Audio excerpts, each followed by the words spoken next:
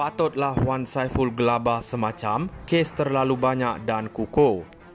Sejak kebelakangan ini, nama Wan Saiful Wan Jan atau di media sosial digelar Wan Jana Wibawa kerap muncul di berita. Ini boleh difahami kerana Wan Saiful tersepit dengan kes-kes rasuah dan amla serta penyelewengan nyata yang sudah dibicara dan ada yang akan dibicara tidak lama lagi. Maka atas sebab-sebab ini, Wan Saiful perlu create scene atau drama. Peluang gugurkan kes atau tutup kes melalui penukaran kerajaan tebuk atap sudah tidak ada ruang lagi. Kes terhadap Wan Saiful adalah kes nyata dan kes sahih. Sama seperti penyakau-penyakau lain dari Parti Bersatu, ia dilakukan kerana begitu yakin akan tetap menjadi kerajaan semula. Namun harapan itu meleset kerana tersilap catur dari Muhyiddin, Haji Hadi dan Mahathir. Ketika Parti Bersatu ditawar menjadi kerajaan bersama kongsi dengan Pakatan Harapan, Muhyiddin angkuh dan sombong menolak tawaran itu. Ini kerana menyangka seorang badut dari kluster broker UMNO akan sukses dalam usahanya membeli SD dari parti-parti UMNO dan Parti Sabah dan Sarawak. Namun usahanya gagal, tambah lagi SD sudah tidak valid dan wujudnya RUU lompat parti. Maka akhirnya sudah tidak merasa jadi kerajaan dan jadi menteri, bahkan bakal jadi banduan pula. Muhyiddin dan Mahathir juga tidak dapat menolong kerana memiliki kes-kes mereka tersendiri. Kini apabila lihat tiada lagi terlihat ruang lepas, maka Wan Saiful terpaksalah huru-harakan persidangan parlimen. Baru-baru ini dalam tindakan desperadonya, Wan Saiful sanggup dedah screenshot dari bualan di WhatsApp-nya untuk membuktikan sesuatu. Selain itu, Wan Saiful juga akan dihadapkan ke jawatan kuasa khas parlimen. Ini menambahkan lagi kesengsaraan Wan Saiful. Pada ketika Datuk Seri Najib dituduh macam-macam di media sosial, jentera Parti Bersatu bermain naratif wang sudah masuk akaun Datuk Seri Najib, maka sudah cukup bukti Najib mencuri. Mereka langsung tidak ambil peduli cara wang dimasukkan atau siapa yang memasukkan.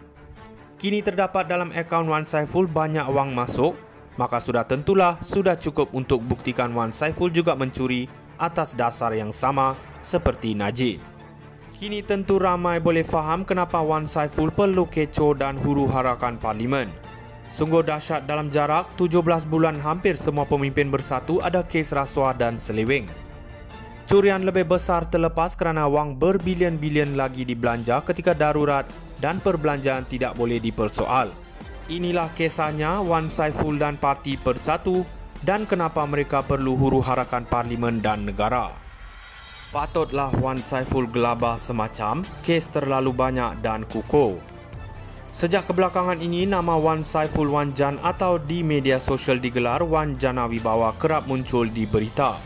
Ini boleh difahami kerana Wan Saiful tersepit dengan kes-kes rasuah dan amla serta penyelewengan nyata yang sudah dibicara dan ada yang akan dibicara tidak lama lagi.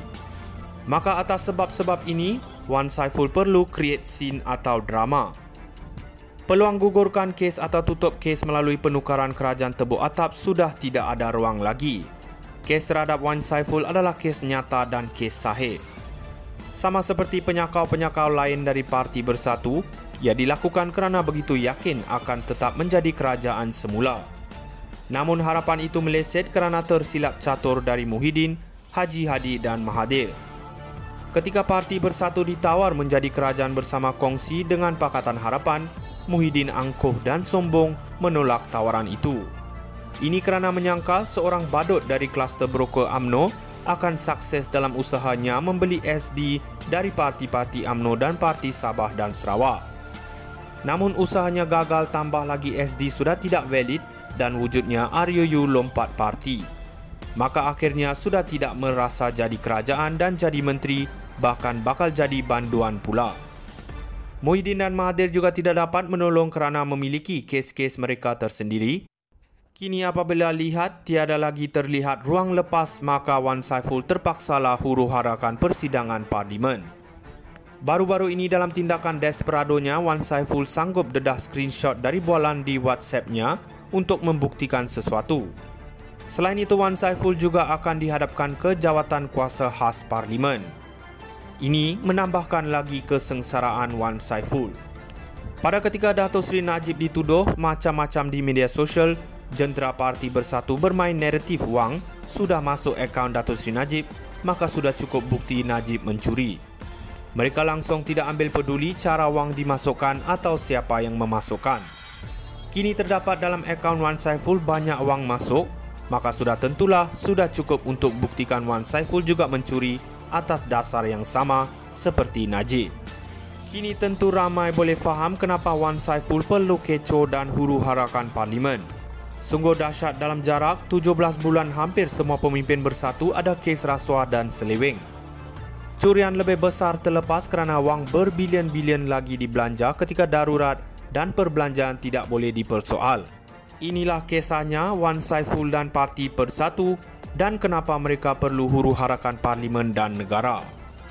Patutlah Wan Saiful gelabah semacam kes terlalu banyak dan kukuh. Sejak kebelakangan ini, nama Wan Saiful Wan Jan atau di media sosial digelar Wan Jana Wibawa kerap muncul di berita. Ini boleh difahami kerana Wan Saiful tersepit dengan kes-kes rasuah dan amla serta penyelewengan nyata yang sudah dibicara dan ada yang akan dibicara tidak lama lagi. Maka atas sebab-sebab ini, Wan Saiful perlu create scene atau drama. Peluang gugurkan kes atau tutup kes melalui penukaran kerajaan tebuk atap sudah tidak ada ruang lagi. Kes terhadap Wan Saiful adalah kes nyata dan kes sahih. Sama seperti penyakau-penyakau lain dari Parti Bersatu, ia dilakukan kerana begitu yakin akan tetap menjadi kerajaan semula. Namun harapan itu meleset kerana tersilap catur dari Muhyiddin, Haji Hadi dan Mahathir. Ketika Parti Bersatu